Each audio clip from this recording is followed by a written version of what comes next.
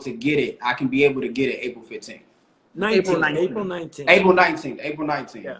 Yeah. No, you're right. I mean, you're a regular, normal, healthy guy. You're not in any priority group. You can say, okay, I'm ready to go, and you should be able to get it. Okay.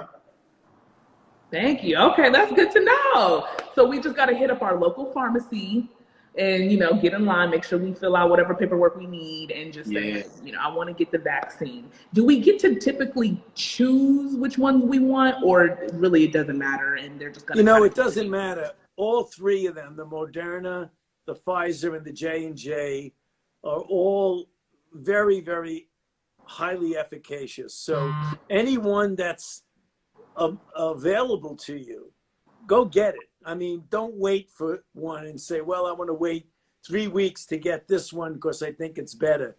Whatever's available, the first one that's available, I just take it. Okay. And you also mentioned sending mobile units and all these, supplies and, the accessibility to the vaccine to communities that are underserved. So you're stepping into the shade room. We are predominantly Black people of color here. I looked at a Pew Research and an NPR poll, and I saw that Black people are actually not as opposed to getting the vaccine as it kind of seems like we are online. Obviously, we're dying at a pretty high rate of COVID in our communities. So getting the vaccine makes a lot of sense for us. So is there some sort of issue with Black communities and people of color communities accessing the vaccine and anything like that we need to be aware of? Because it doesn't seem like we're against getting it. Yeah, that's really one of the problems, is that if you look at any individual group that likely needs it and would benefit by it more than anyone else, it's Black and brown people. Because A, you get infected more often, purely by the nature of the jobs you have. You're out in the community, you're contacting people, you're doing essential jobs, so you're more at risk. Number two, because of the underlying comorbid medical conditions that many Black and brown people have, more than in the general population, once you get infected, the chances of your having a severe outcome that requires hospitalization and that might even kill you is greater than whites. So you need a vaccine even more than anybody else does because you're more at risk. So that's the reason why one of the most important things we're pushing, and President Biden is very serious about this, is what we call equity. In other words, you should be able to have as much access to a vaccine as anybody else. And if you happen to live in an underserved area, then we got to go out and get the vaccine to where you live. That's the point. So you're absolutely right. Brown and Black people are not as much against vaccines as people make it out to be. They need to get better access to vaccines. Mm-hmm. That's pretty much, that's the plan. Like I when I looked at that study, I was like, I would have thought that we were more opposed to it than, let's say, like white males or something like that. But it looks like we're actually down to get it. So let's get it when we can. I know there's some people in the comments who are a little skeptical about it and all this and that, but we're gonna, by the end of this conversation, hopefully be able to, make sure you guys are informed and you guys know the truth about the vaccine. So next question is, what would you say to reassure Black people who are skeptical about getting the vaccine? Well, one of the things you have to do is you have to respect the fact that they are skeptical and not criticize them for it, because there may be some good reasons why they're concerned, and that's what you want to do. When you find out that, you try to address the reasons. One of the most common ones that I see people getting involved with, they say, this vaccine was made really fast. You usually hear that vaccines take years to make. How could you possibly get a vaccine where you found the virus out in January of 2020, and by December of 2020, you have the vaccine going into people's arms that you're claiming is safe and effective? And the way you do that is you explain that the speed is related to the decades of basic research that was done before you even started doing this. So it isn't something that was 11 months. It's multiple years of research and effort that went into it. So what we're seeing with the speed is the fruits and the advantages of biomedical research, which brought us to this point.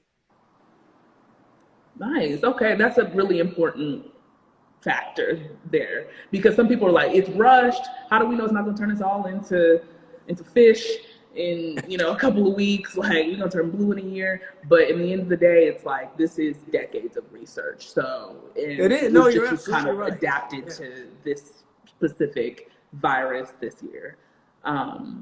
So that's good to know. Let's keep that in mind too. This wasn't rushed. This was a long time in the making. Buzzy, I know you got a question. I'm about to say, yeah, I definitely know that was another main issue that we all thought about. Another main issue that the roommates want to know: what are the most common side effects that someone might get from taking either 3 of the vaccines? Well, they're called reactogenicity, and what it is that when you get a shot in the arm, I'll tell you exactly what happened to me, which a lot of people had the same experience that I had. When you get an injection, about 12 hours later, it aches a little. So if you press on it, it feels like somebody punched you in the arm. That's when you get the primary vaccination. If you get Pfizer, you come back in 21 days for the boost. If you get Moderna, you come back in 28 days to get the boost. I got Moderna, and I found out when I got the booster shot, not only did my arm hurt a little, but for about 24 hours, I felt kind of fatigued. I felt a little achy, maybe a little chilly. I didn't get a fever, but I didn't feel right. I didn't feel sick, but I didn't feel right. That lasted about 24 hours. And then after that, it was gone completely. That's what most people get. There's very, very, very unusual to have anything more or worse than that. Any severe adverse events. Rarely, maybe 2 to 4 out of 1 million, someone will get an allergic reaction to the vaccine and get an anaphylactic reaction. That's usually someone who has a history of getting severe anaphylactic or allergic reactions. But for somebody who doesn't have a history of that, it's really unusual that there's anything more serious than just feeling a little flu-like syndrome for maybe 24 hours. Yeah. Okay. I mean, I'm glad that you explained it that way, because most people are skeptical about the side effects, but also not only being skeptical about the side effects, how long does the vaccine last? Because I know they said we have like it's a new strand, or like you might have to take the vaccine in 6 months after the first one. Is that necessarily true? We don't know that. I have to be honest with you. We know that the effect lasts at least 6 to 8 months and likely much longer. The reason we don't know definitively the answer to your question, because we've only been doing this for less than a year. So we followed people for 6 to 8 months, and it looks like the level of protection is rock solid for that long. It likely will be considerably longer than that. When we find out just how long it lasts, then you can make a decision of whether you need a boost, and if you do, when you need to get it. But we don't know the answer to that now, but we're following a lot of people who've been vaccinated to try and nail down what the durability of the protection is. Okay. And so we got a lot of youngins in the building today, because it's our Shade Room and our Shade Room Teens audience as well. And some of them said, someone actually asked in the comments, isn't it 16 plus? So is there, some sort of age limit that we want to discuss as far as, getting people vaccinated and stuff like that? Yeah, well, ultimately, everybody from 6 months of age and older will be able to get vaccinated. Whenever you do vaccine trials, you always wait until you're sure it's safe and effective before you give it to children or pregnant women, because children are vulnerable and you don't want to subject them to something unless you're fairly sure it's both safe and effective. So right now, the Pfizer trial has gone down to 16 years old. They're also doing a study to see if it's effective in 12 to 15-year-olds. And it looks like it's close to, if not 100% effective in kids who are 12 to 15. Starting last week, they're doing clinical trials to see if it's safe in multiple categories of kids. 12 to 9 years old, 9 to 6, 6 to 2, and then 6 months to 2 years. By the end of this year, we'll have enough data to be able to vaccinate kids at any age. By the time we get to the fall, we'll have enough information to vaccinate high school kids, kids from 12 to 17, 18 years old. Okay, nice. So that also kind of helped the schools open up and stuff like that. Yeah. That'll be very important. If you could vaccinate high school kids, by the time the fall term comes, people will feel much more secure about going back to school. It's crazy because I have a couple of mentees who are in high school, and they're just showing me like their campus, and it's just like a ghost town because only a few students are basically able to come to campus and stuff like that. And I'm like, this is ridiculous. But when we were in high school, I know we didn't go to high school together, Buzzy, but everything was jumping. Okay, lunchtime, everything. We want that back for these kids. They just, I feel like they've been robbed. So hopefully, we can hear some good news about that vaccine for the kids who are 12 to 18 and stuff like that soon. So you mentioned something about also the safety of the vaccine, not just for kids, but for pregnant women. So if someone is currently pregnant, I know I'm not, but if somebody in the comments here is currently pregnant, do you think that they can get the vaccine right now? Yes, the answer is yes. Okay. Since the vaccine has been approved for use in an emergency use authorization, there have been about 70,000 pregnant women who've been vaccinated. And thus far, it does not appear to have anything that we need to worry about.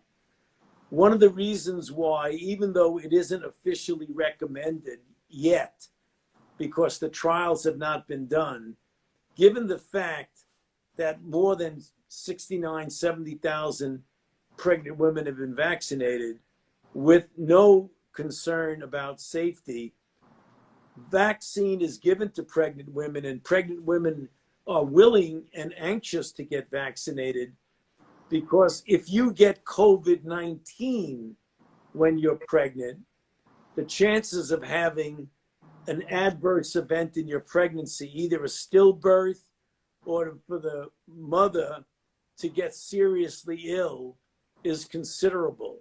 So women who are pregnant realize that, and for that reason, a lot of pregnant women want to get vaccinated because the risk of getting into trouble if you get COVID-19 disease is far greater than the risk of a vaccine. Okay. So basically, if you're pregnant, you want to kind of beat the clock. You don't want to get COVID. You want to get the vaccine because the risks are just way different. Okay. That's good to know. About to say, good to know. Dr. Fauci, I know there's some more comments on here. If somebody isn't pregnant but wants to get pregnant, does getting the vaccine have any effects towards that, like for women and men? It has no effect at all on sterility. That's a question that gets asked very often. There's no evidence whatsoever that vaccines have anything to do with sterility. Okay. That's good to know. Yeah, we got some people here who are really, really concerned about the Tuskegee experiment in the past and stuff like that. And just, aren't necessarily differentiating between that and this vaccine. One thing I always tell people, I'm not the expert, but I just tell people is this. If it was targeted towards our communities, then why is it that everyone's getting kind of a blanket vaccine? It's either Moderna, Pfizer, or J&J, and the majority of people who've been vaccinated aren't even Black. So that would be a really bad way to target Black people. If you wanted to get us, it wouldn't be a national, situation or a global pandemic, a vaccine for everyone. But still, again, if you have your skepticism, nobody's fighting you on it. So one thing we want to know too is when we show up to CVS or we go to these testing centers or, these vaccination centers, who's paying for it? Who got the cheese and who's paying for the vaccine? Right. I'm sorry, what's the question? So sorry. When we show up and we get our vaccine, generally some people who are either insured or uninsured want to know who's paying for the vaccine. It's free. The vaccine right now is free. Okay. The vaccine is free. You don't pay for the vaccine. Okay. So that's a good thing too. Don't get scammed, anyone. If people are telling you, because it's free. Right. It's a pandemic. Don't believe anybody that wants to sell it to you. Yeah, I wouldn't put. Now that's the stuff that you got to worry about growing a monkey tail, because that's not real. That's not the vaccine. Don't let anyone sell it to you. It's free. The government paid for it, right? Essentially, Biden Right. back Exactly. down. Exactly. All right. Okay. Good to know. So, do I need to wear a mask and avoid contact if I already got like 2 doses of the vaccine? Like, is it safe to not wear a mask? Right now, the trials that showed the efficacy of the vaccine showed that it protects you 94-95% from getting clinically recognizable disease. We're not 100% sure yet, but we're going to get the answer clearly in a couple of months. We're not sure if it protects you against actual infection, or you can get infected with no symptoms because you're vaccinated, but you still might have vaccine in your nasopharynx, and then theoretically you still could spread it to someone else. So that's why the recommendation is that even though you're vaccinated, when you're around people who have not been vaccinated, wear a mask. When you're near people who have been vaccinated, you don't have to wear a mask. In a few months, we're going to get enough data that I think is going to show that when you're vaccinated, even if you get infected without any symptoms, that the chances of your spreading it to somebody else is going to be extremely low. And when those data come out, then I think the recommendation is going to change so that you won't have to wear a mask. But right now, given what we know, the recommendation still is that you wear a mask when you're near people who have not been vaccinated. Okay. Well, I mean, that's also good to know. I mean, I don't want to wear a mask forever. I don't think nobody wants to wear a mask forever. That's like the main question that we all want to know. Like, how long are we wearing these masks for? When can we take them off? Yeah. Well, you can take them off pretty good. I think someone joked around and said, what if we all mutate and our noses disappear and our mouths become really tiny because we're always wearing masks? And I'm like, we have to get these masks off. But not yet. But of course, after we get vaccinated and deep in. So one of the things that we did today also was release Asking for the Culture. If you guys want to watch that, that's up on TSR IGTV. Basically, and Karine Jean-Pierre, I'm not sure if you're familiar with her, she's a White House official, basically said that Biden said that if we get vaccinated, we might be able to be back to the streets, living our life again as we once were, as early as Independence Day. Is that still a date that you guys are looking at? Yeah, I think that if we continue to vaccinate people at the rate that we're doing it now, which is anywhere from 3 to 4 million vaccinations, 3 to 4 million people get vaccinated every day. If we do that, you just do the multiplication. You multiply 3 to 4 million times 30, 31 days in a month times a few months. You're going to have most people in the country vaccinated. Then I think that the president is going to be absolutely correct that you could start going back to doing normal things by the 4th of July.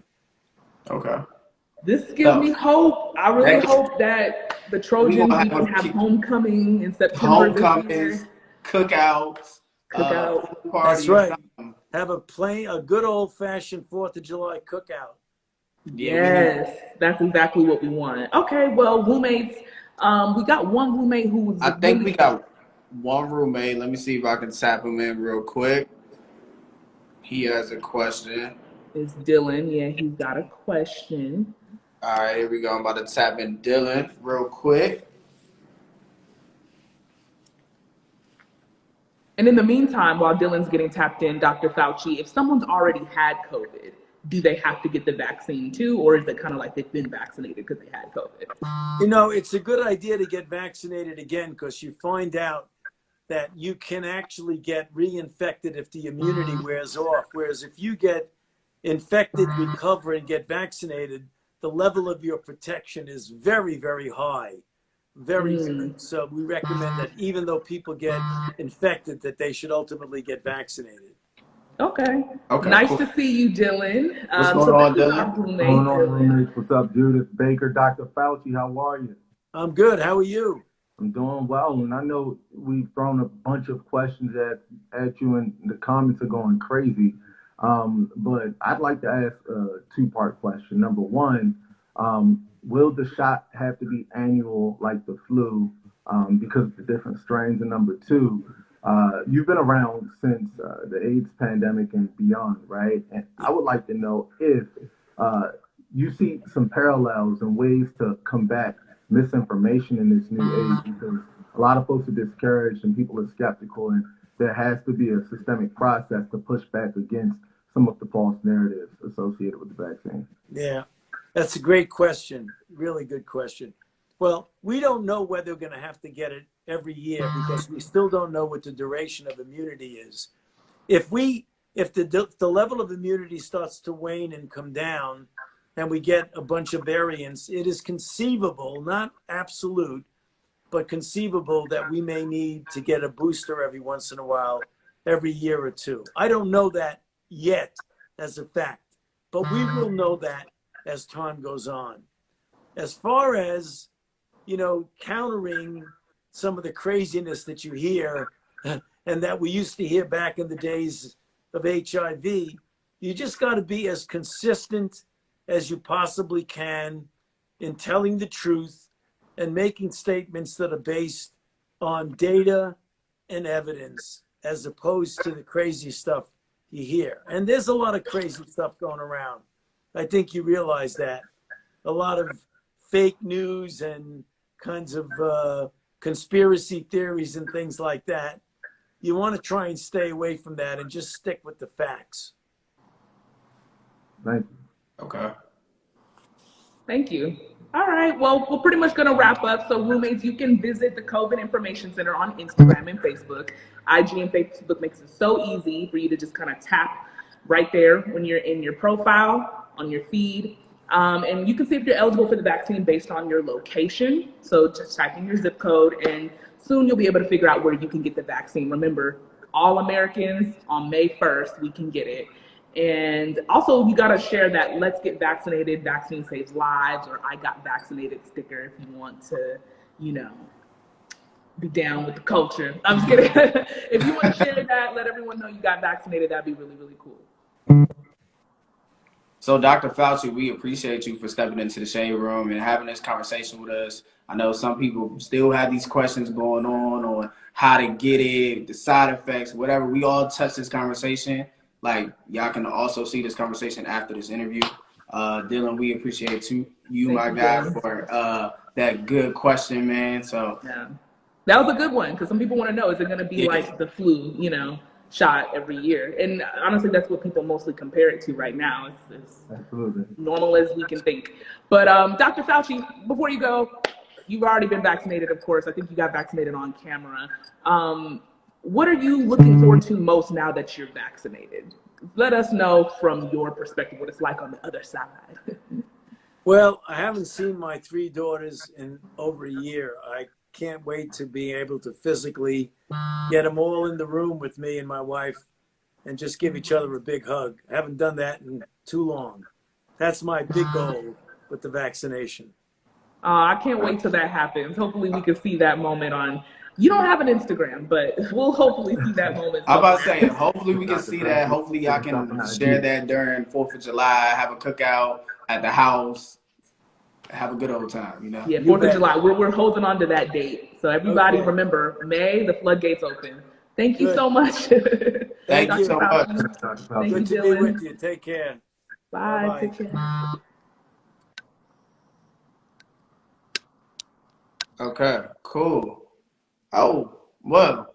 Hey, look, listen, I didn't know Judah was going to leave that fast. Hey, roommates, we appreciate y'all for tapping into this conversation. If you missed the conversation, like I said, y'all can catch it on here. We're going to post it. Dr. Fauci, we appreciate his time. And yeah, y'all enjoy the rest of y'all week.